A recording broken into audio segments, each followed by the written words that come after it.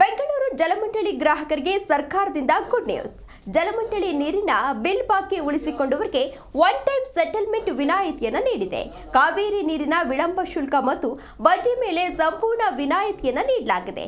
ಬೆಂಗಳೂರಿಗರು ಅಸಲು ಕಟ್ಟಿದ್ರೆ ಬಡ್ಡಿ ದಂಡ ಸಂಪೂರ್ಣ ಮನ್ನಾ ಆಗಲಿದ್ದು. ವಿವರ ಹೇಗಿದೆ?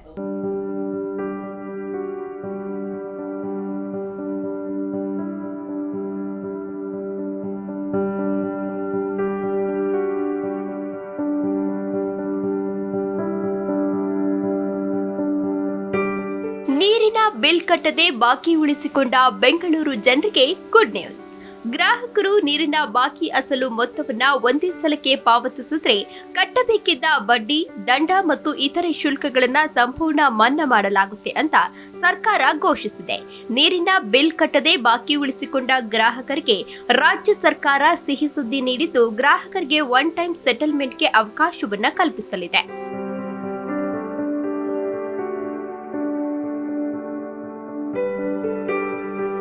ಕಾವೇರಿ ನೀರಿನ ಬಾಕಿ ಬಿಲ್ ಪಾವತಿಗೆ ಶೀಘ್ರವೇ ಸರ್ಕಾರದಿಂದ ಓಟಿಎಸ್ ಜಾರಿಯಾಗಲಿದ್ದು, ಬಾಕಿ ಮೊತ್ತಕ್ಕೆ ಸೇರಿರುವ ಬಡ್ಡಿ ಮೊತ್ತ 100% ಮನ್ನಾ ಮಾಡಿ ನಗರಾಭಿವೃದ್ಧಿ ಇಲಾಖೆ ಆದೇಶವನ್ನ ನೀಡಿದೆ. ಬಾಕಿ ಮೊತ್ತ ಪಾವತಿಸಲು ಒನ್ ಟೈಮ್ ಸೆಟಲ್ಮೆಂಟ್ ಯೋಜನೆ ಜಾರಿಯಾಗಲಿದೆ. ಕಾವೇರಿ ನೀರಿನ ಬಿಲ್ ಬಾಕಿ ಮೇಲಿನ ಬಡ್ಡಿ ಮತ್ತು ದಂಡ ಮನ್ನಾದ ಯೋಜನೆಯಿಂದ ರಾಜಧಾನಿಯ 5.29 ಲಕ್ಷ ವಸತಿ ಕಟ್ಟಡ, 48,000 ವಾಣಿಜ್ಯ, ರಾಜ್ಯ ಕೇಂದ್ರ ಸರ್ಕಾರಿ ಇಲಾಖೆಯ ಕಚೇರಿಗಳು ಸೇರಿದಂತೆ ಒಟ್ಟು 6.21 ಲಕ್ಷ ಕಾವೇರಿ ನೀರಿನ ಗ್ರಾಹಕರಿಗೆ 299 ಕೋಟಿ ರೂಪಾಯಿ ವಿನಾಯಿತಿ ದೊರೆಯಲಿದೆ.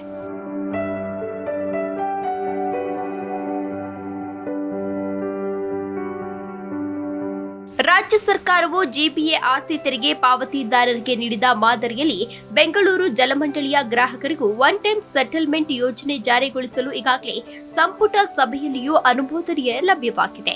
ಹೀಗಾಗಿ ಜಾರಿಗೆ ಬೆಂಗಳೂರು ಜಲಮಂಡಳಿ ರೂಪುರೇಷೆ ಸಿದ್ಧಪಡಿಸಿಕೊಂಡಿದೆ.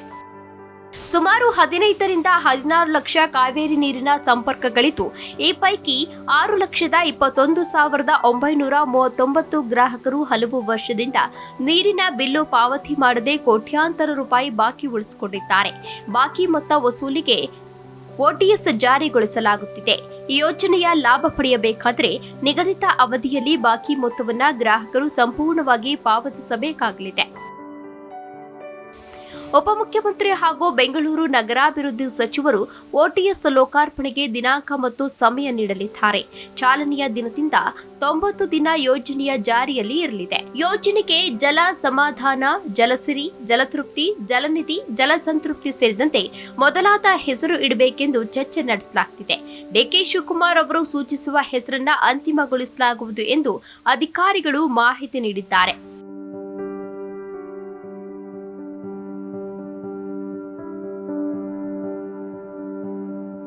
ಒಟ್ಟು 6.21 ಲಕ್ಷ ಗ್ರಾಹಕರು ಬಡ್ಡಿ ಮತ್ತು ದಂಡ ಸೇರಿದಂತೆ 833.14 ಕೋಟಿ ರೂಪಾಯಿ ಸುಸ್ತಿ ಉಳಿಸಿಕೊಂಡಿದ್ದಾರೆ.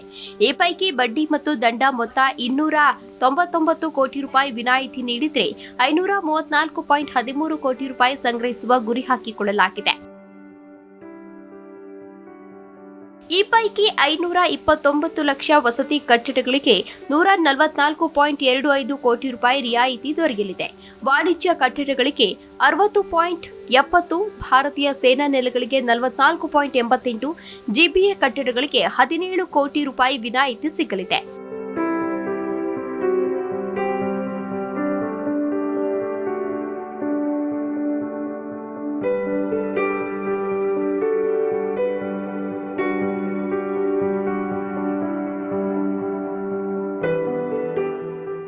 ಗ್ರಾಹಕರಿಗೆ ಹೆಚ್ಚಿನ ಅನುಕೂಲ ಮಾಡಬೇಕೆಂದು ಜಲಮಂಡಳಿಯು ಆನ್ಲೈನ್ ಹಾಗೂ ಆಫ್ಲೈನ್ ಎರಡು ಪ್ರಕಾರದಲ್ಲಿ ಬಾಕಿ ಬಿಲ್ಲು ಪಾವತಿಗೆ ಅವಕಾಶ ನೀಡುವುದಕ್ಕೆ ಸಿದ್ಧತೆಯನ್ನ ಮಾಡಿಕೊಂಡಿದೆ. ಅದಕ್ಕಾಗಿ ಪ್ರತ್ಯೇಕ ತಂತ್ರಾಂಶ ಮತ್ತು ಆಪ್ ಅಭಿವೃದ್ಧಿ ಸಹ ಮಾಡಲಾಗುತ್ತಿದೆ.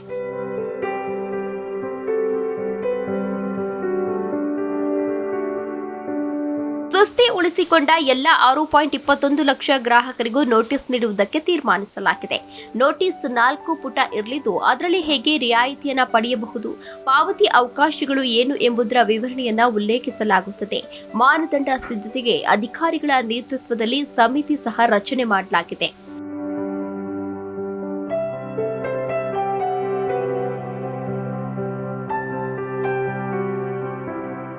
ಗ್ರಾಹಕರಿಗೆ ಹೊರೆ ಆಗಬಾರದು ಎಂಬ ಕಾರಣಕ್ಕೆ ಕಂತಿನ ಅವಕಾಶ ನೀಡುವುದಕ್ಕೂ ನಿರ್ಧರಿಸಲಾಗಿದೆ.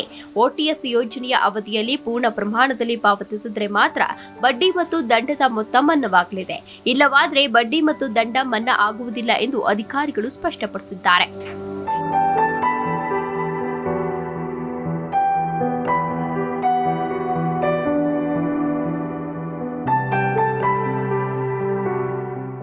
ನೀರಿನ ಬಾಕಿ ಮೊತ್ತವನ್ನ ಒಂದೇ ಬಾರಿಗೆ ಪಾವತಿಸಿದರೆ ದಂಡ, ಬಡ್ಡಿ ಮತ್ತು ಇತರ ಶುಲ್ಕಗಳಲ್ಲಿ 100% ರಿಯಾಯಿತಿಯನ್ನ ನೀಡಲಾಗುತ್ತದೆ.